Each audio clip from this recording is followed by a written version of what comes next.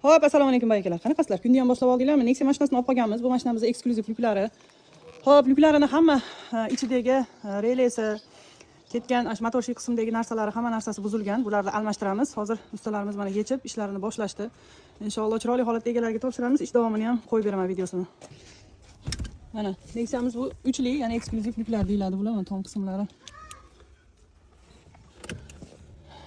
Chiroyli holatda bitkizib, videosini ham qo'yib beraman sizlarga. Xo'p, bayakalar, qaranglar. Kecha Nexia mashinasini olib qolgan edik. Xo'p, bu mashinamizda uchlik, ya'ni eksklyuziv lyuklari bor, o'zini radnoy lyuklari bo'lgan. Qaranglar, ko'pchiliklardan savol kelyapti, remont bo'lsa bo'ladimi? Bo'ladi. Qachonki lyukimizni tepa qismlarini germetikka qilib olmagan bo'lsanglar, albatta imkon qadar remont qilib beradi. Xo'p, buni ichidagi sxemalarini, zapchaslari yo'q hozir, chunki bu lyuklarimiz o'sha dinozavr davridagi lyuklarda bular.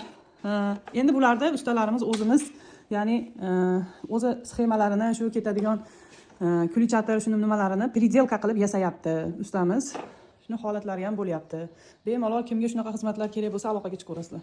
Xo'p, bayakalar, men olib qolgan Nexia mashinamiz ham ishlari tugadi. Alhamdulillah, ishlarini tugatdik. Mana hozir sizlarga ishlash jarayonini qo'yib beraman. Bosing shogird. Mana bu Nexia'mizda eksklyuziv lyuklarimiz, ya'ni oldingi uchli lyuklar deyilardi bular. Mana ishlash jarayonlari.